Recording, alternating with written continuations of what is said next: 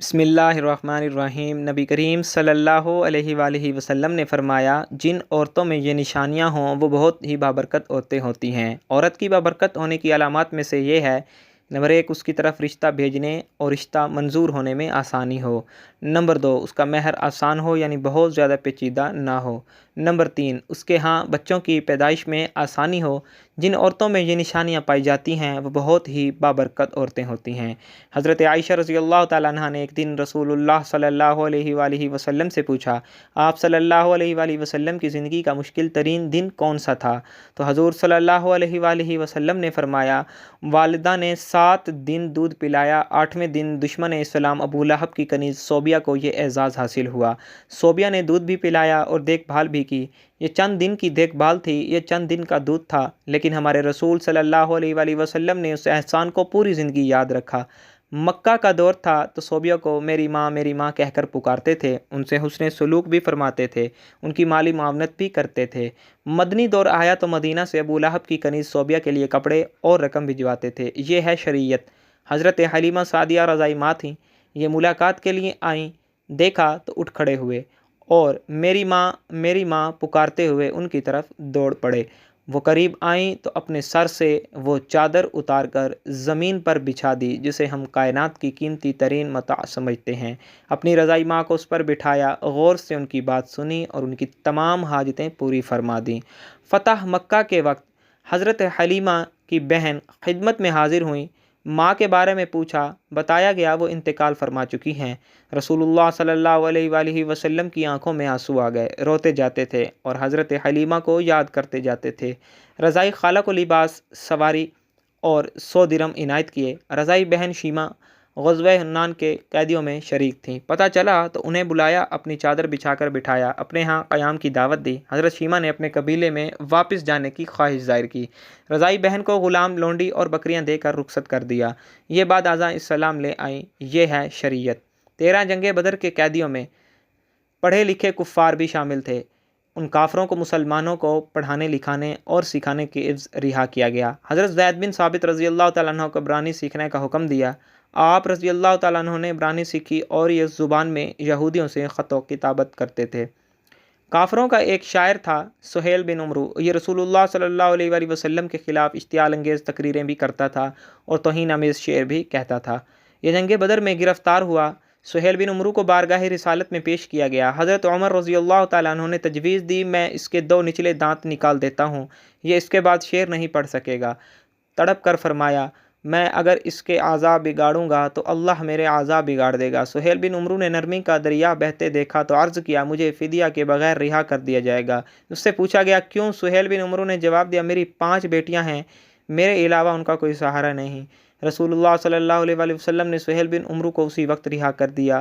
سہیل بن عمرو شاعر بھی تھا اور گستاخ رسول صلی اللہ علیہ وآلہ وسلم بھی، لیکن رحمت للعالمین صلی اللہ علیہ وآلہ وسلم کی غیرت نے گوارا نہ کیا کہ یہ 5 بچیوں کے کفیل کو قید میں رکھیں یا پھر اس کے 2 دانت توڑ دیں۔ یہ ہے شریعت۔ غزوہ خندق کا واقعہ ملاحظہ کیجیے۔ عمر بن عبدود مشرک بھی تھا، ظالم بھی اور کفار کی طرف سے مدینہ پر حملہ آور بھی۔ جنگ کے دوران عمر بن عبدود گیا، اس کی ماں لاش تڑپ کر خندق میں گر گئی۔ کفار اس کی لاش نکالنا چاہتے تھے، لیکن انہیں خطرہ تھا مسلمان ان پر تیر برسا دیں گے۔ کفار نے اپنا سفیر بھجوایا۔ سفیر نے لاش نکالنے کا عوض 10,000 دینار دینے کی پیشکش کی۔ رحمت للعالمین صلی اللہ علیہ وسلم نے فرمایا، میں مردہ فروش نہیں ہوں، ہم لاشوں کا سودا نہیں کرتے، یہ ہمارے لیے جائز نہیں۔ کفار کو عمر بن عبدود کی لاش اٹھانے کی اجازت دے دی۔ خیبر کا قلعہ فتح ہوا تو یہودیوں کی عبادت گاہ میں تورات کے نسخے پڑے تھے۔ تورات کے سارے نسخے اکٹھے کروائے اور نہایت ادب کے ساتھ یہ نسخے یہودیوں کو پہنچا دیے، اور خیبر سے واپسی پر فجر کی نماز کے لیے جگانے کی ذمہ داری حضرت بلال رضی اللہ تعالیٰ عنہ کو سونپی گئی۔ حضرت بلال رضی اللہ تعالیٰ عنہ کی آنکھ لگ گئی، سورج نکل آیا تو قافلے کی آنکھ کھلی۔ رسول اللہ صلی اللہ علیہ وسلم نے حضرت بلال رضی اللہ تعالیٰ عنہ سے فرمایا، بلال آپ نے یہ کیا کیا؟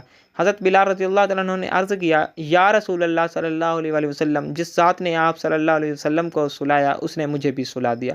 تبسم فرمایا اور حکم دیا، تم اذان دو۔ اذان دی گئی۔ آپ صلی اللہ علیہ وآلہ وسلم نے نماز ادا کروائی اور پھر فرمایا، تم جب نماز بھول جاؤ تو پھر جس وقت یاد آئے اس وقت پڑھ لو، یہ ہے شریعت۔ حضرت حذیفہ بن یمان رضی اللہ تعالیٰ عنہ سفر کر رہے تھے، کفار جنگ بدر کے لیے مکہ سے نکلے۔ کفار نے راستے میں حضرت حذیفہ رضی اللہ تعالیٰ عنہ کو گرفتار کر لیا۔ آپ سے پوچھا گیا آپ کہاں جا رہے ہیں؟ حضرت حذیفہ رضی اللہ تعالیٰ عنہ نے عرض کیا مدینہ۔ کفار نے ان سے کہا آپ اگر وعدہ کرو آپ جنگ میں شریک نہیں ہوں گے تو ہم آپ کو چھوڑ دیتے ہیں۔ حضرت حذیفہ رضی اللہ تعالیٰ عنہ نے وعدہ کر لیا۔ یہ اس کے بعد سیدھی مسلمانوں کے لشکر میں پہنچ گئے۔ مسلمانوں کو اس وقت مجاہدین کی ضرورت بھی تھی، جانوروں کی بھی اور ہتھیاروں کی بھی۔ لیکن جب حضرت حذیفہ رضی اللہ تعالیٰ عنہ کے وعدے کے بارے میں علم ہوا تو مدینہ بھجوا دیا گیا اور فرمایا ہم کافروں سے معاہدے پورے کرتے ہیں اور ان کے مقابلے میں صرف اللہ تعالیٰ سے مدد چاہتے ہیں۔ نجران کے عیسائیوں کا 14 رکنی وفد مدینہ منورہ آیا۔ رسول اللہ صلی اللہ علیہ وآلہ وسلم نے عیسائی پادریوں کو نہ صرف ان کی روایتی لباس میں قبول فرمایا بلکہ انہیں مسجد نبوی صلی اللہ علیہ وآلہ وسلم میں بھی ٹھہرایا اور انہیں ان کے عقیدے کے مطابق عبادت کرنے کی اجازت بھی تھی۔ یہ عیسائی وفد جتنا عرصہ مدینہ میں رہا یہ مسجد نبوی صلی اللہ علیہ وآلہ وسلم میں مقیم رہا اور مشرق کی طرف منہ کر کے عبادت کرتا رہا۔ ایک مسلمان نے کسی اہل کتاب کو قتل کر دیا۔ آپ صلی اللہ علیہ وآلہ وسلم نے مسلمان کے خلاف فیصلہ دیا اور یہ مسلمان قتل کے جرم میں قتل کر دیا گیا۔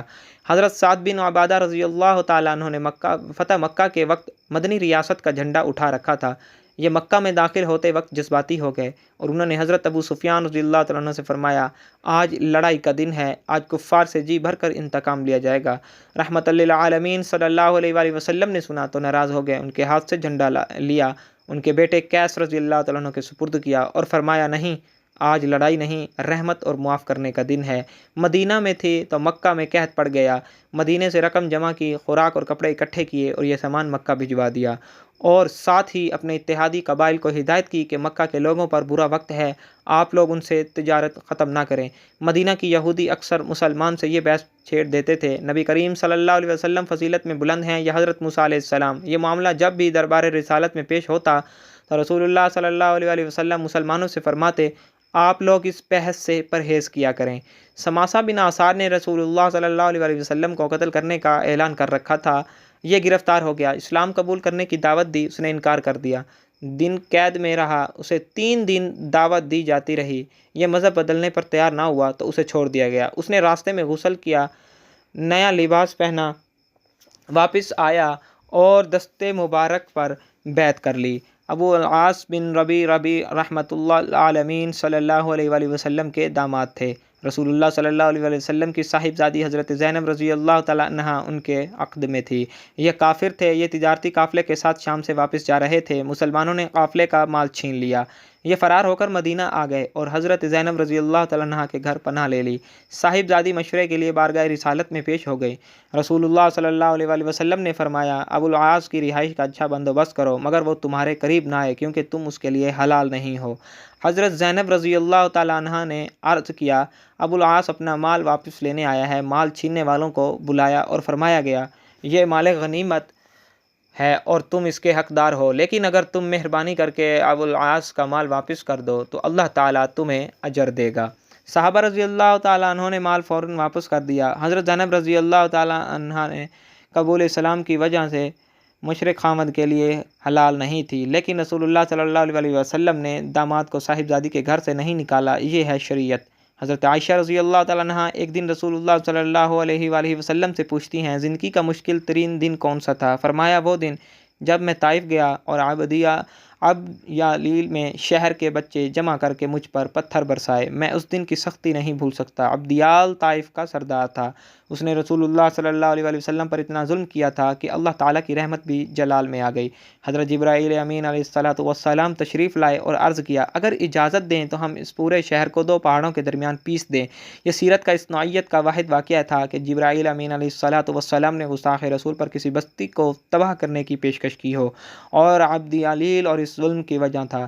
عبدیالیل ایک بار طائف کے لوگوں کا وفد لے کر مدینہ منورہ آیا، رسول اللہ صلی اللہ علیہ وآلہ وسلم کا خیمہ لگایا اور عبدیالیل جن کتنے دن مدینہ میں رہا، رسول اللہ صلی اللہ علیہ وآلہ وسلم ہر روز نماز عشاء کے بعد اس کے پاس جاتے، اس کا حال احوال پوچھتے، اس کے ساتھ گفتگو کرتے اور اس کو دل جوئی کرتے۔ عبداللہ بن ابی منافق عازم تھا، یہ فوت ہوا تو اس کی تدفین کے لیے اپنا کرتا مبارک بھی دیا، اس کی نماز جنازہ بھی پڑھائی اور یہ بھی فرمایا میری 70 دعاؤں سے اگر اس کی مغفرت ہو سکتی تو میں 70 مرتبہ سے زیادہ اس کے لیے دعا کرتا۔ یہ ہے شریعت۔ مدینہ کی حدود میں آپ کی حیات میں 9 مسجدیں تعمیر ہوئیں۔ آپ صلی اللہ علیہ وآلہ وسلم نے فرمایا، تم اگر کہیں مسجد دیکھو یا اذان کی آواز سنو تو وہاں کسی شخص کو قتل نہ کرو، یہ ہے شریعت۔ ایک صحابی رضی اللہ تعالیٰ عنہ نے عرض کیا، یا رسول اللہ صلی اللہ علیہ وآلہ وسلم، مجھے کوئی نصیحت فرمائیں۔ جواب دیا، غصہ نہ کرو۔ وہ بار بار پوچھتا رہا، آپ صلی اللہ علیہ وآلہ وسلم ہر بار جواب دیتے، غصہ نہ کرو، یہ ہے شریعت۔ اور اللہ تعالیٰ نے ایک جگہ رسول اللہ صلی اللہ علیہ وآلہ وسلم کے بارے میں فرمایا، پیغمبر صلی اللہ علیہ وآلہ وسلم اللہ کی بڑی رحمت ہیں، آپ لوگوں کے لیے بڑے نرم مزاج واقع ہوئے ہیں، آپ تنخو اور سنگ دل ہوتے تو یہ سب آپ کے گرد و پیش سے چھوٹ جاتے، اور یہ ہے شریعت۔ لیکن ہم لوگ نہ جانے کون سی شریعت تلاش کر رہے ہیں، ہم کس شریعت کا مطالبہ کر رہے ہیں۔ تو ناظرین، ویڈیو اچھی لگے تو لائک ضرور کیجیے گا اور شیئر بھی کیجیے گا، اور اگر ابھی تک آپ نے ہمارے چینل کو سبسکرائب نہیں کیا ہے تو پلیز ہمارے چینل کو سبسکرائب کریں اور ساتھ ہی لگے بیل کے بٹن کو بھی دبائیں تاکہ آئندہ آنے والی ہر ویڈیوز کا نوٹیفیکیشن آپ کو بر وقت ملتا رہے۔ اللہ تعالی ہم سب کا حامی و ناصر ہو، آمین ثم آمین۔